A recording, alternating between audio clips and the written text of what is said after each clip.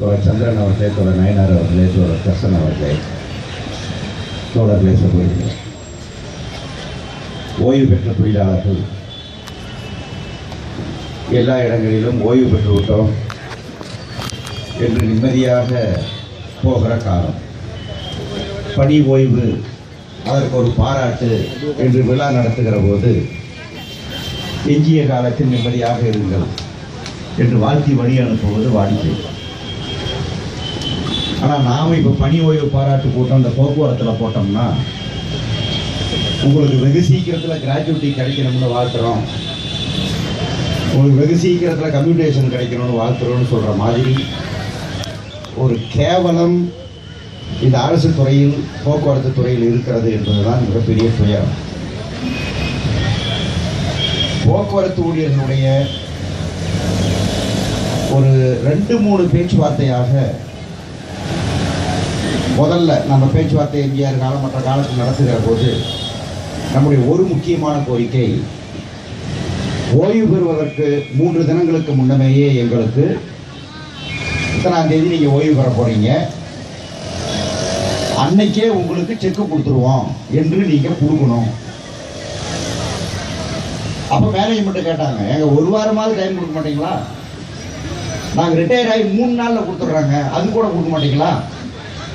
இப்படியெல்லாம் கேட்டாங்க. முடியாது, ஓய்வு பெற்று உங்கள்கிட்ட நாங்கள் ஏன் காத்துக்கிட்டு இருக்கணும்? சூப்பர் டாக்ஸ் கட்டுறீங்க போக்குவரத்து கழகத்துக்கு, அரசாங்கத்திற்கு, பிறகு எங்களுக்கு கொடுப்பதில் என்ன கஷ்டப்பட்டெல்லாம் பேசி கடைசியில் ஒப்பந்தத்திலே போட்டிருக்கோம் என்று பதவி ஓய்வோ அந்த தினத்திலேயே கிராஜுவிட்டியை கொடுத்து விட வேண்டும். அனைத்து பணப்பயன்களும் செட்டில் பண்ணப்படும் என்று ஒப்பந்தத்திலே இருக்கு. அப்படி பேசி அதுக்கு பெரிய தகராறு பண்ண ஒரு காலம். அதிகாரிகள் மறுக்க முடியாமல் அந்த நியாயத்தை எந்த வகையிலும், இது என்ன நீங்க அடாவடியா பேசுறீங்கன்னா சொல்ல முடியாது, ஒப்பந்தத்திலேயே போட வேண்டிய நிலைமை வந்தது. பிறகு நிர்வாகமே நமக்கு பணி ஓய்வு பாராட்டு விழா நடத்தி அனுப்புற ஒரு ஏற்பாடு வந்தது, அதுலேயே செக்க கொடுக்கறது வந்தது. கடைசியில முதலமைச்சரோ துணை முதலமைச்சரோ ஓய்வு பெற்று 2 வருஷம் ஆன தொழிலாளியை கூப்பிட்டு அவருக்கு செக் கொடுக்கிறது, 3 வருஷம் ஆனவனுக்கு.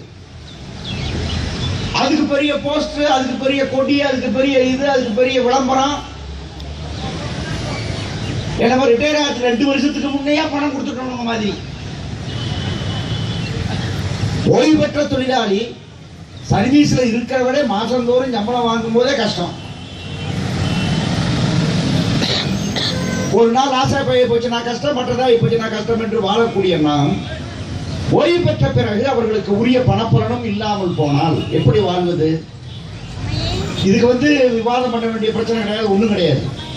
சட்டசபையில் பேசினா அதுக்கு பதில் கிடையாது. எதுக்கு எதிர்த்தாலும், எதை நீங்க பேசுறீங்கனாலும் டப்புன்னு எதிர்ச்சுக்குவாங்க. எதிர்த்து இந்த ஆட்சியிலே ஒன்றுமே இல்லை. இப்போ பாலகிருஷ்ணன் பேசினாரு, தமிழ்நாட்டில் பரவலாக பல பகுதிகளில் வறட்சி இருக்கிறது. உடனே மந்திரி எதிர்த்து சொல்றாரு, வறட்சின்னு ஒரு வார்த்தை நீங்க சொல்லலாமா? தமிழ்நாட்டில் எவ்வளவு செழுமையா இருக்குன்றாரு அவரு. நீங்களாம் தமிழ்நாட்டில இருந்து வந்தவங்க தான். 10 நாளைக்கு ஒரு தடவை, 15 நாளைக்கு ஒரு தடவை தண்ணி விடுற திண்டுக்கல்ல இருந்து இங்க வந்திருப்பீங்க.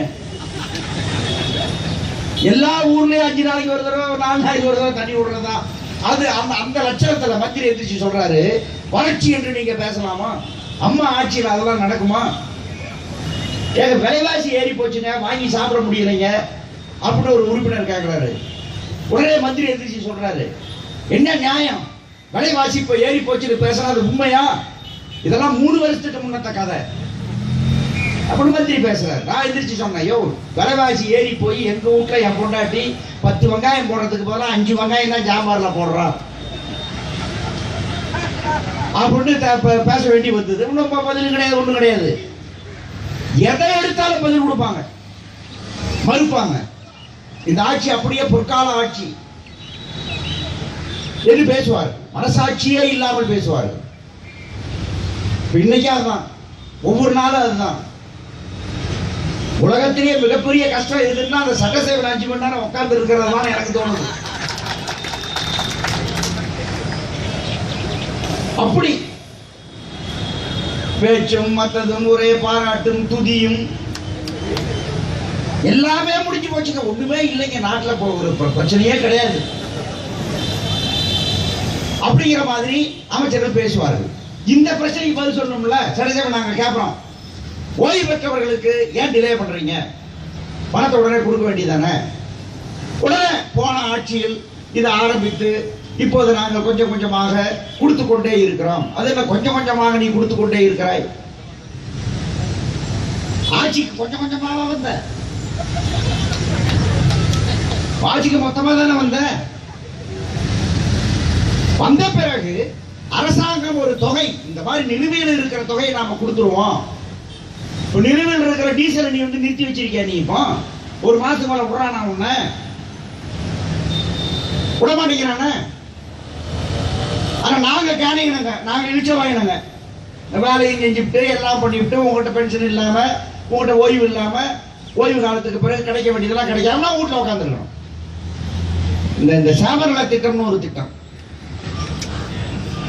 அது கொடுக்க வேண்டிய காசை போன வருஷத்துல இருந்து நிறுத்திட்டீங்களாப்பா, மே மாசத்துல இருந்து.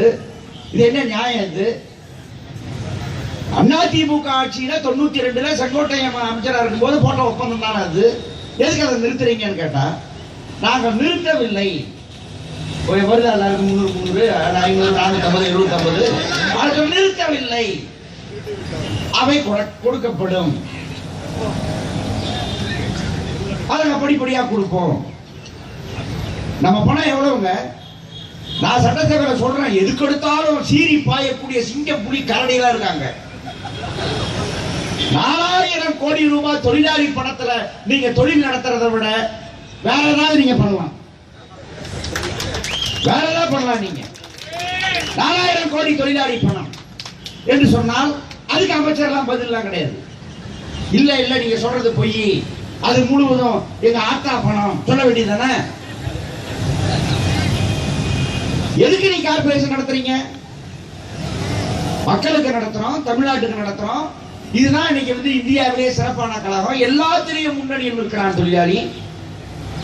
இன்னைக்கு இந்த கார்பரேஷன் வந்து எல்லா கார்பரேஷனும் 22,000 பஸ் ஆயிருக்கு, சிறப்பாயிருக்கு, அப்படி இருக்கு இப்படி இருக்குன்னு நீங்க பீத்திக்கிறதுக்கெல்லாம் காரணம் இன்னைக்கு ஓய்வு பெற்று ஊற்றில் உட்கார்ந்து இருக்கக்கூடிய இவர்கள் தான். 1977, 80, 88, 90 எவ்வளவு பெரிய சாதனைகள். அப்பதான் லாபம் குவிந்தது, அந்த லாபத்திலிருந்து தான் பேருந்து வந்தது. நான் திரும்ப கேட்கிறேன், ஒவ்வொரு பேச்சுவார்த்தையிலும் கடந்த 30 வருஷமா நான் கேட்டுதாங்க, எத்தனை பேருந்து நீ கவர்மெண்ட்ல இருந்து காசு போட்டு வாங்கின பேருந்து? இப்போ அரசாங்கம் கொடுக்கறது என்ன? மானியமா கொடுக்குது, அட்வான்ஸ், கடன், இந்த பேர் தான் நீங்க கொடுத்துட்டு இருக்கீங்க. 6000 கோடி ரூபாய் போக்குவரத்து கழகங்களுக்கு நீங்கள் தர வேண்டும் என்று சட்டமன்றத்தில் சொன்னோம். முதலமைச்சரும் உட்கார்ந்து இருந்தார். அதுக்கெல்லாம் பதில் சொல்லணும்ல.